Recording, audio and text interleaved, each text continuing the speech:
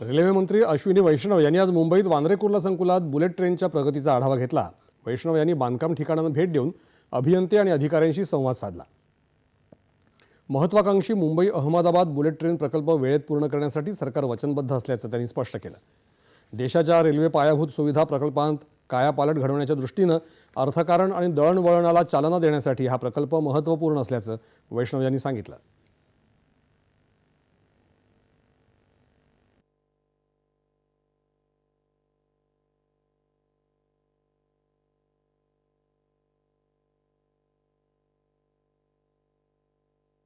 Bullet train के origin station Mumbai का BKC में जो स्टेशन का काम है, बहुत तेजी से काम चल रहा है। अगर आप काम को देखें तो B3 जो लोएस्ट हमारा बेसमेंट 3 है, उसका तेजी से काम चल रहा है। जो साइड की जो वॉल्स को स्ट्रेंथ देने का काम था वो कंप्लीट हुआ है।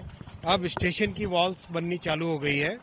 साथ ही साथ टनल का काम भी आगे बहुत तेजी से चल रहा है और टनल के आगे महाराष्ट्र पोर्शन में जितना भी काम है वो जमीन मिल जाने के बाद में बहुत तेजी से स्पीड से काम चल रहा है।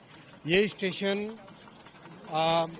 मल्टी स्टोरी बिल्डिंग इसके ऊपर बनेगी बहुत बड़ी, और B3, B2, B1 3 बेसमेंट है।